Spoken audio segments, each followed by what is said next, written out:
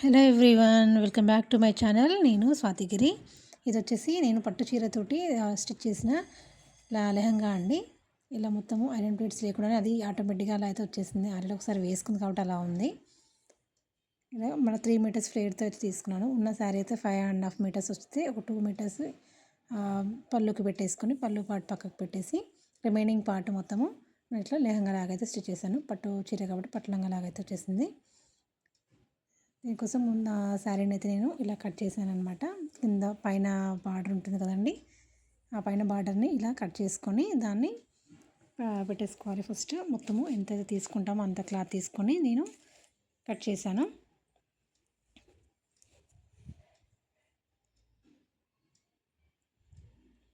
పైన ఉన్న border gold border కాబట్టి దాన్ని కిందికి వేసుకుంటే కొంచెం వెడల్పుగా వస్తుంది. బార్డర్ కూడా పెద్ద సైజులో వస్తుంది. ఇలా నేను మిషన్ పైన పెట్టి ఇలా ఆ బార్డర్ని కింద దానికి యాడ్ చేశాను అనమాట. అటాచ్ చేసుకుని ఇలా స్టిచ్ చేసుకుంటాను.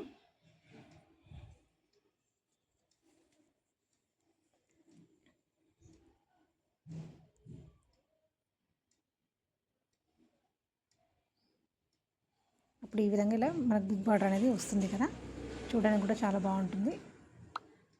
ఈ విధంగా మొత్తము ప్లీట్స్ పెట్టుకొని నేను ఇలా అయితే లెహంగా లాగా మొత్తం లంగలాగా కుట్టేశాను అనమాట. ఈ విధంగా స్టిచ్ చేసుకున్నాను. ఫైనల్గా అయితే అవుట్పుట్ అయితే ఇలా వచ్చిందండి. నేను మా పాప కోసం స్టిచ్ చేశాను. పాప వేసుకున్నాక ఈ విధంగా అయితే చేశాను.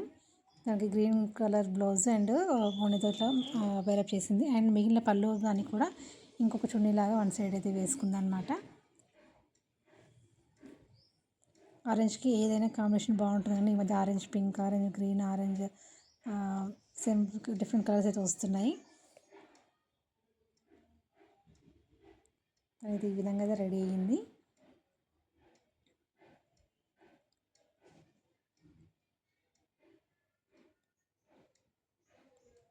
తను ఇద్దరు ఒకలాగా ఉండాలి డ్రెస్ మ్యాచింగ్ అని చెప్పేసి ఇలా శారీ అయితే కన్వర్ట్ చేశాను. లెహంగాలాగా ఇద్దరు ఇలా అయితే సేమ్ కలర్లో అయితే వేసుకున్నామండి. ఈ వీడియో నచ్చితే లైక్ చేయండి, షేర్ చేయండి, సబ్స్క్రైబ్ చేయండి. Thank you for watching.